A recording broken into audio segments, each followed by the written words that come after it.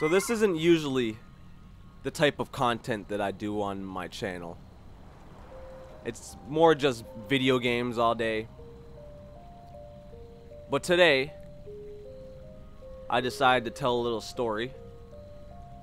Some ghost encounters that I've had in the past. And maybe if you guys like it, I'll keep going with it. There was a couple of years, about 4 years ago, I used to always hang out with this group of friends. Always. Every single day. Going to school, coming back home, chilling with the friends. On the weekends, chilling with the friends.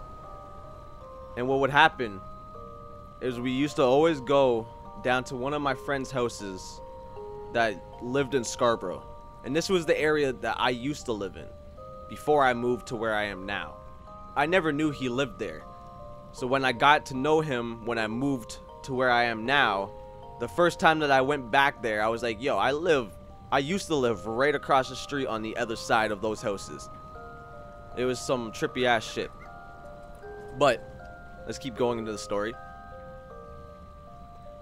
This one friend's house was probably the most messed up house that I have ever been in my life. It's creepy as fuck. And even his grandparents they probably still live there. Even his grandparents were freaked out about the house. His grandma always had holy water around the house, everywhere. You couldn't look in a corner of the house without seeing a big jar of holy water.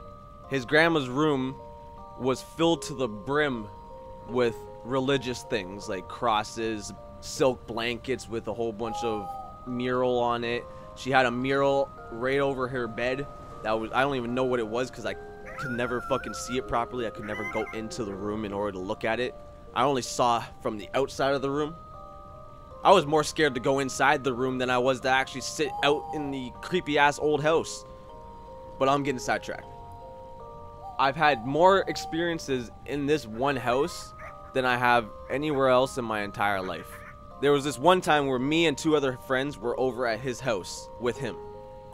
We were just smoking, drinking, doing random stuff. This was like a every weekend occurrence that we used to go over there and do this stuff. Didn't happen every single weekend, this stuff. This was the first time it actually happened to where it freaked everyone in the house out. Well, all of us. His grandma and shit probably didn't even fucking care. She already knew this shit. She was prepared, sitting in that room. We were sitting downstairs in his basement, playing Guitar Hero. This was probably right when Guitar Hero came out. All of us were sitting there. We were all smoking, drinking, playing Guitar Hero. And there's a punching bag that sits behind us that started just swinging back and forth by itself. Not too hard. It was just swaying. Like there was a breeze that came through and just started pushing it back and forth. So we all look back, look at each other, and my friend gets up and stops it from moving. Comes and sits back down. We start the game again. About 20 minutes later, it starts swinging again, just by itself. So we all look back at it again. He gets up and he stops it. We're all looking at each other like this is some creepy ass shit.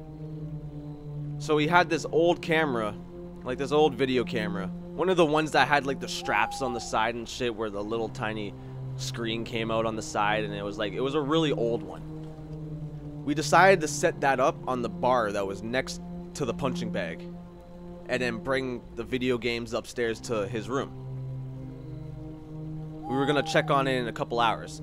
When we went upstairs, it was probably around 11:30, 12 o'clock.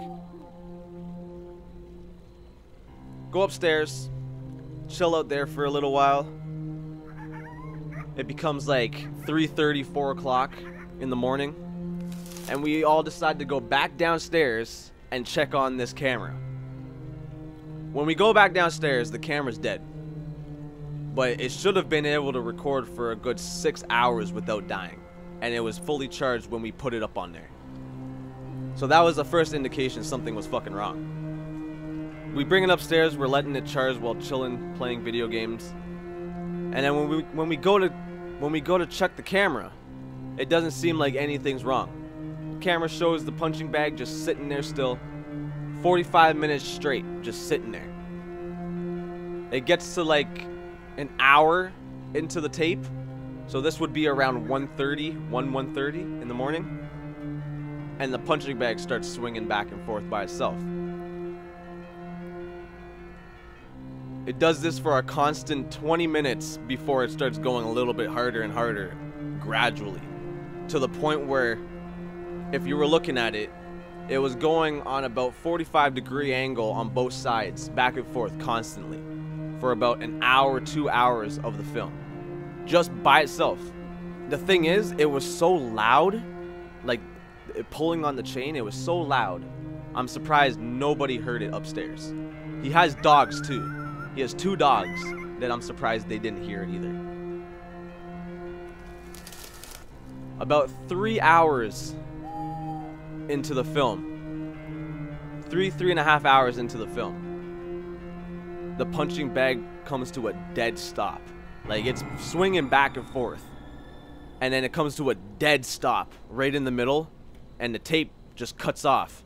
So we're all sitting there like, what the fuck is going on? We get the USB, we're trying to plug it into the computer and make it footage on the computer and shit. For some reason, the computer won't read the video camera. So we're going through trying to find different cords, make the computer read the stupid video camera.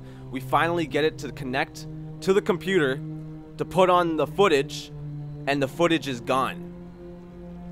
We go back into the camera to look at the footage, it's gone. And it's not even like the camera left his hands at all or went anywhere. We were just plugging in USBs back and forth trying to fix the goddamn USB does not recognize blah blah blah. So we're all sitting there just freaked the fuck out. Like, you saw that, right? You saw that, right? Yeah. We're all just assuring each other that we saw it. We go back downstairs, and the punching bag, I'm not shitting you, it's on a 45-degree angle, not moving. And this was the point where we were all just like, you know what? Fuck this shit. I think we're all too high or drunk, and we all ran upstairs, fucking woke up his grandma. His grandma came downstairs with the big thing of holy water, and the punching bag was just regular. Nothing was happening. And we're all just like, this isn't happening. This isn't real. We're all just thinking to ourselves, this isn't fucking real. His grandma walks around, starts putting holy water on the walls and shit, holy water on the punching bag. She starts pouring it all over the floor and shit, and we're just like staring at each other, blank expressions, everything. There's been too many times where shit in that house happens and it's only been us, or only been me and another guy, or only been me and a friend of mine, not even the guy that owns the house. There was a couple of times where he wasn't even there and shit was happening, and we were waiting for him at his house to come back. Too many times where I've wanted to puke because of the feeling that it gave me after tape would disappear or we'd see some creepy ass shit like that. It wasn't even like a sick feeling. It was just like a awkward feeling. And this is only one encounter that I've had in that fucking house. I haven't been back to that house in about 2 years. I haven't really talked to him in a year and a half or so, which kind of sucks.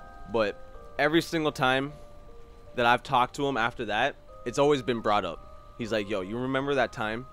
And I'm like, yeah, I remember that time. And he's like, no one else will believe me when I tell them this. And I'm like, that's why I don't tell anybody. But I decided to tell you guys. Because even if you don't believe me, it's a good story.